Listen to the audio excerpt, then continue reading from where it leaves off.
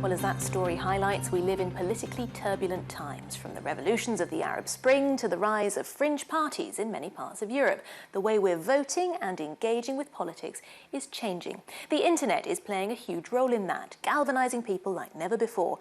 And the data that exists online is also a useful predictor of how democratic turbulence might end. Well, here to talk about this fascinating subject is Dr. Taha Yasseri from Oxford University, who's just co-written a book on the subject. Thanks very much for coming on to Showcase to talk about this. We're bombarded the whole time, aren't we, for appeals, for people to join causes online. What makes some successful, that in some cases they may even become revolution, and others fail? Thank you. Well, the answer is that we don't know yet. It's very unpredictable. We have seen cases, for example, in online petitioning websites. We have seen petitions with identical topics, but some of them very successful, most of them not quite.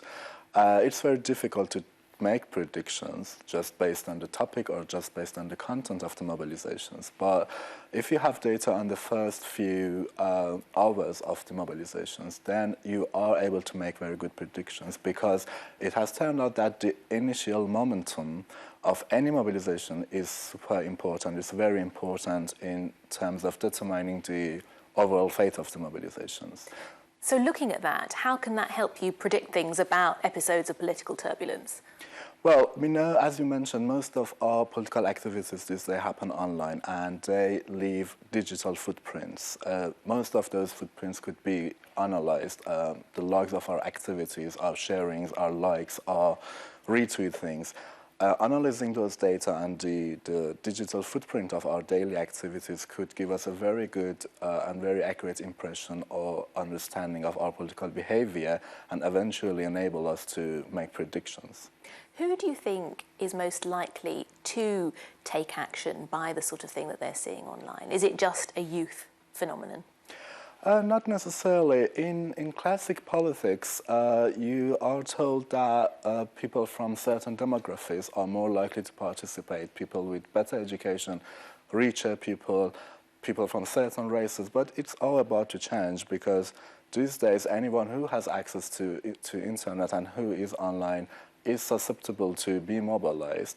And our experiments in laboratories showed that people with certain personality traits, like people who are more extrovert or that are more susceptible to be influenced by online mobilizations, people who traditionally would not participate, like pro-self people, now, because of the visibility aspect of online activities, are more likely to participate and become more like pro-social people.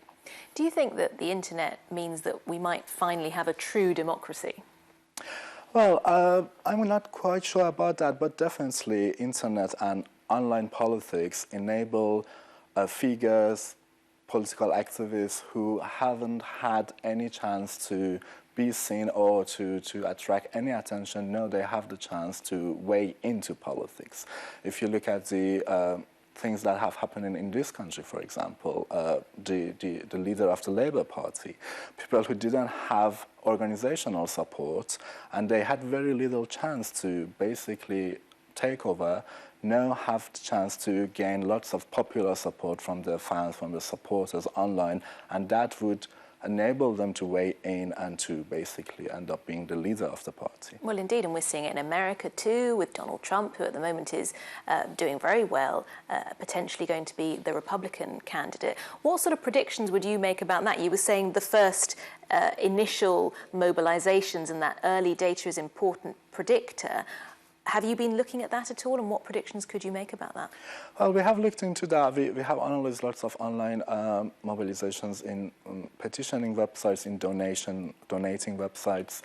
Also in elections, we have analyzed people information-seeking behavior around the election time. And quite interestingly, in recent elections, polls were not really a reliable source of information for any source of prediction, whereas the data that is generated online, just the logs of searches on search engines, for example, enable us to make very accurate predictions about the outcome of the elections, for example. Yeah, well, the pollsters were famously wrong in the last general election in the UK last year. No doubt people are going to be coming to the likes of you to try to predict things in future. For now, Dr. Taha Yasseri from the University of Oxford, thanks so much for joining us. Thank you, my pleasure.